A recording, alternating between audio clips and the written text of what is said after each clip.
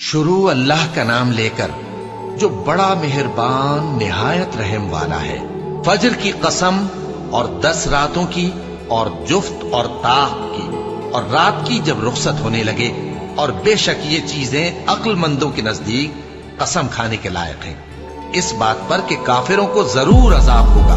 کیا تم نے نہیں دیکھا کہ تمہارے پروردگار نے قوم عاد کے ساتھ کیا کیا، جو ارم کہلاتے تھے، دراز قد مانند ستونوں کے، کہ تمام ملک میں ایسے پیدا نہیں ہوئے تھے؟ اور سمود کے ساتھ کیا کیا، جو وادی قرا میں چٹانیں تراشتے تھے؟ اور فرعون کے ساتھ کیا کیا، جو خیمے اور میخیں رکھتا تھا؟ یہ لوگ ملکوں میں سرکش ہو رہے تھے، بس ان میں بہت سی خرابیاں کرتے تھے، تو تمہارے پروردگار نے ان پر عذاب کا کوڑا برسا دیا۔ بے شک تمہارا پروردگار طاق میں ہے۔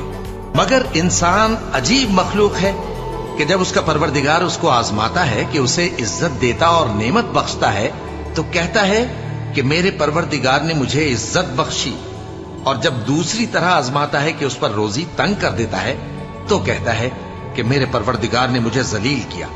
یوں نہیں، بلکہ تم لوگ یتیم کی خاطر نہیں کرتے، اور نہ مسکین کو کھانا کھلانے کی ترغیب دیتے ہو، اور میراث کے مال کو سمیٹ کر کھا جاتے ہو، اور مال کو بہت ہی عزیز رکھتے ہو۔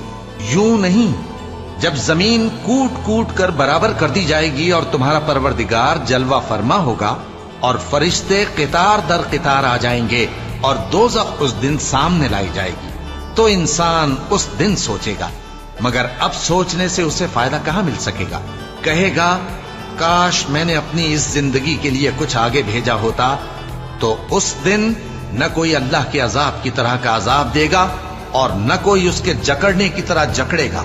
اے اطمینان والی جان، اپنے پروردگار کی طرف لوٹ چل، تو اس سے راضی، وہ تجھ سے راضی، سو تو میرے خاص بندوں میں شامل ہو جا اور میری بہشت میں داخل ہو جا۔